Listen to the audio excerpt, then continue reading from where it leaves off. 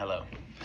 I'm Dominic. The concept that I chose to explore today is market equilibrium.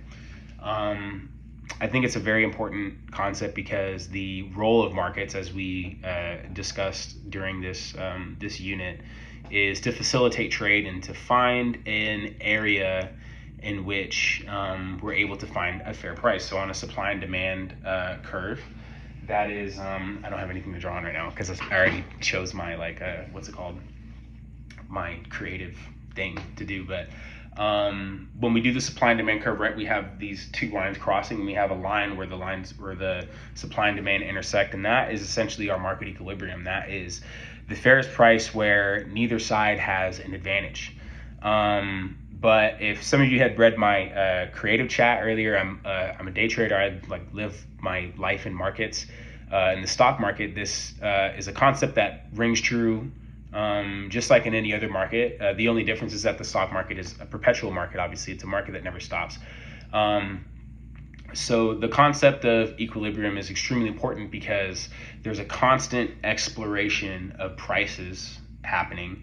And a lot of people subscribe to the theory that the stock market is what some traders would say is a random walk.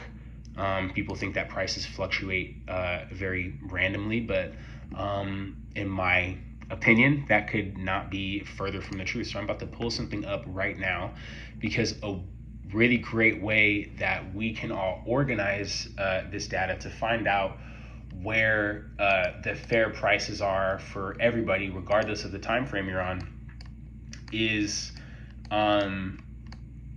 organizing data with a bell curve. So if I could pull this up real quick. Okay, everybody can see that. Perfect. So this is a chart of the NASDAQ, and if I turn off this little tool right here, then the prices and the candlesticks all look a little wonky, right? Let me increase the time frame here. It's hard for you to really, or anybody to decipher this as anything other than just price fluctuating for some reason. But if I organize this data with a tool called a volume profile, which basically allows me to see via a bell curve where all this data is kind of centralizing, right? So now I have pretty much a clean curve of prices. We kind of have two in this area. These are called distributions. So now I can kind of see where, right, my, hold on, sorry, I selected the wrong tool, where supply and demand is kind of happening, right? So I have, my supply and demand lines that I can kind of draw right here.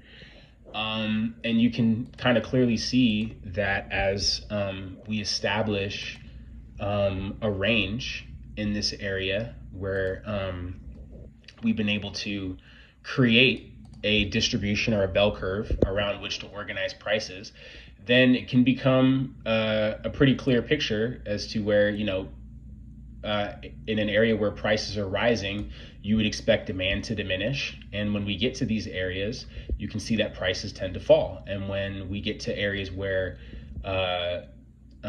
demand is heavy, but the supply may not be as abundant because prices are low relative to this distribution or this value, then prices rise. And this is something that repeats on all time frames. I'm on a chart where each candlestick represents a week of data, but you could do this on any time frame. I don't want to take up too much of the video, but I just kind of wanted to stress how universal a concept equilibrium is in regards to markets.